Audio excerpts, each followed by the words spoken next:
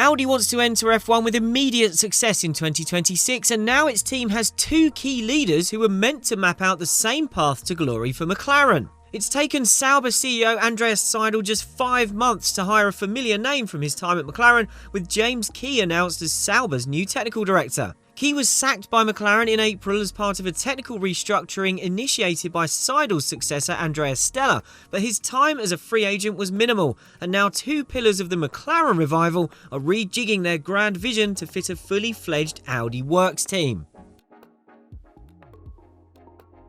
Seidl started work as Sauber's CEO in January, and after having some time to evaluate what he's found, he's wasted little time deciding that Key is an upgrade. Former technical director Jan Moncho leaves the company as a result of Key's recruitment.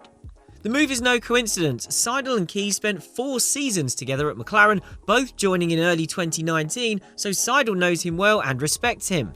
Recruiting Key has been on the cards for a while. Seidl was even interpreting McLaren's critical language around car development before this season started as an indication that Key might soon be looking for a job. McLaren axed Key earlier this year in a significant technical restructuring after the team produced 2 disappointing cars in a row at the start of the new ground effect rules era. So why would Seidl be in such a rush to replace his existing technical director, having only observed Moncho in the role for a few months, with someone that a direct rival decided was not good enough? To understand that, you first need to consider the reason for Seidel's exit from McLaren. One of the reasons is that he knew McLaren had no clear path to being a works team because it had turned down Audi. Seidl really wanted that deal to come off, but McLaren's shareholders were not willing to give Audi a major stake, whereas Sauber is selling 75% of the company to the manufacturer. Seidl knows the Volkswagen Group of old, having spearheaded the Porsche LMP1 project that had tremendous success, so Audi was a good fit, especially as it offered him a chance to lead a major project outright as CEO. But he didn't leave McLaren because he had no faith in its people, Key included. So as soon as Key was a free agent, he seemed a logical candidate for Seidl to consider. McLaren felt its technical team worked too slow and lacked creativity under Key. The team insists it no longer has a blame culture, but Key was clearly considered a weak link in the chain. Otherwise, McLaren would have tried to find room for him in the new structure.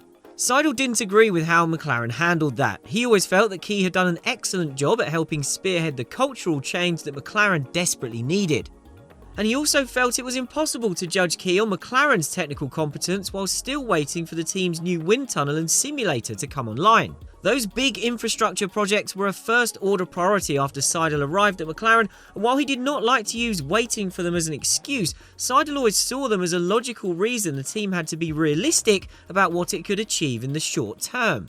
McLaren CEO Zak Brown disagreed and is also believed to have felt Seidl was too disengaged from the technical structure at the same time. Maybe he thought Seidl was just giving Key a free pass, but that likely reflects the simple chain of command Seidl prefers. Key led the technical team, Seidl trusted him, and he felt there were other mitigating circumstances holding McLaren back.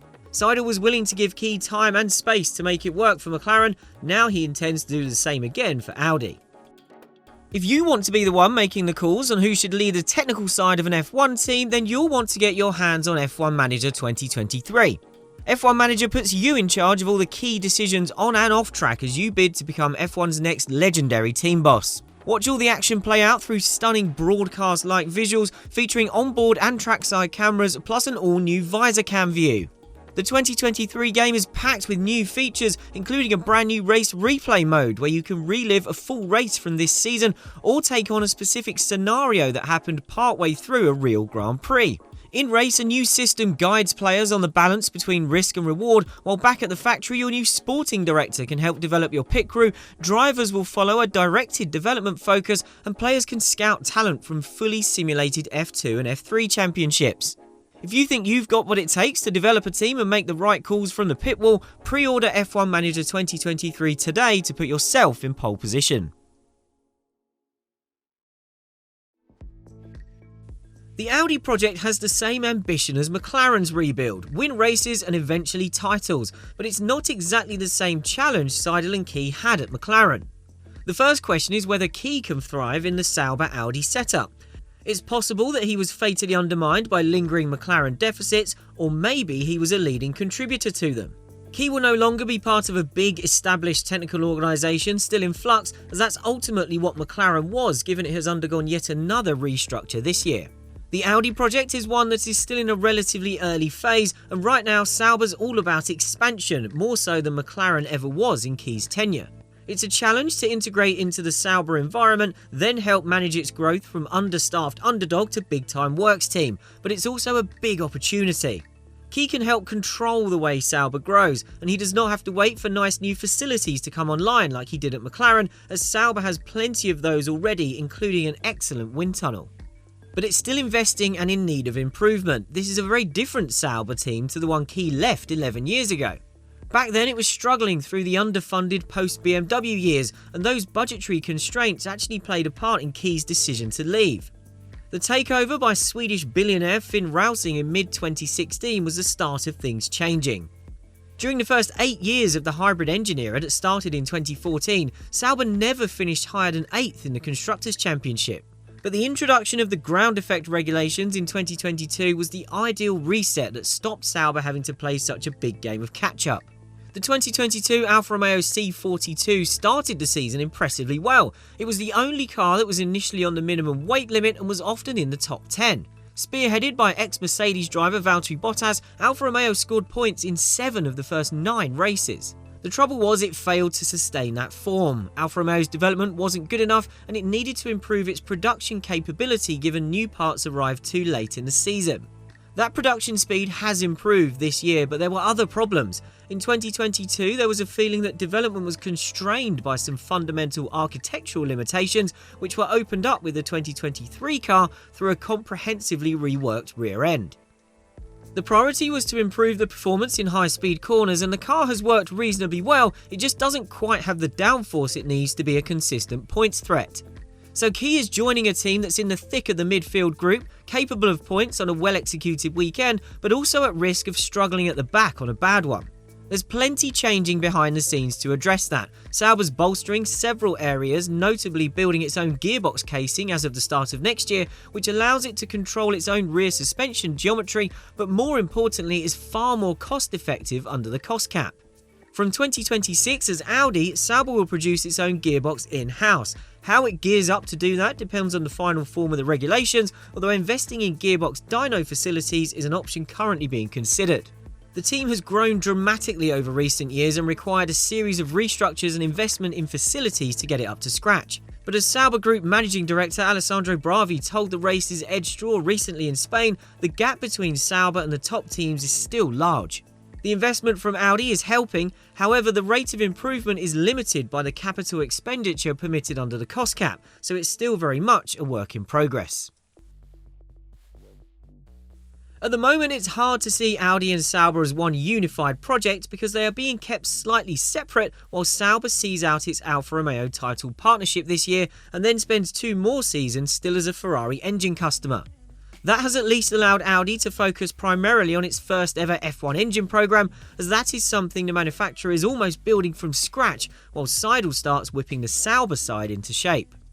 Audi is not a completely passive player in that. It passed a significant milestone by buying a minority stake in Sauber in January, a 25% buy-in that marked the first step towards that takeover of 75% of the company by 2026. But there's a whole lot more going on in the background before then, especially in Germany. Audi has been expanding its facilities where its Dakar, Formula E, DTM and Le Mans cars have been built since 2014 and recruiting heavily. More than 260 specialists are on board already, and the target is to finish recruitment and have more than 300 staff by the end of the year. Construction work on a new building, which will have the engine's test benches installed, a mechanical workshop and house around 60 employees, began in early December, and it's expected to be completed in the first quarter of 2024. However, Audi aims to ensure its technical infrastructure is mostly in place this year, with the ambition of having a test engine ready to run in a mule car in 2025. Before the end of this year, it hopes to get the first full version of an F1 power unit running on the dyno, having used a single-cylinder engine to complete test bench setup and validation work in late 2022. That technical progress is critical, and the arrival of Key as Sauber's new technical director means how Audi's F1 team will look in terms of leadership is becoming ever clearer too. Seidl is expected to assume the team principal position alongside his CEO role in 2026, while senior figures on the Audi side include Adam Baker, who is managing director of Audi Formula Racing, the company Audi set up to manage the F1 project. Undoubtedly, the work being done in Germany on the engine side will be a critical factor in whether Audi's team is a success or failure. But it cannot underestimate the importance of making the Sauber side fit for purpose, then stopping Neuburg and Hinwil being seen as separate entities and ensuring they work as one fluid project. That's not a simple task. Look at how hard Renault's found it to mesh its engine division on one side of the English Channel with Team Enstone on the other. To get the right outcome, Sauber needs good, strong leadership and to make steady and significant progress over the next couple of years. McLaren's loss could be Audi's immense gain. Seidl and Key were of the mind that what they were building at McLaren would succeed eventually. Now they have a superb opportunity to pick up where they left off.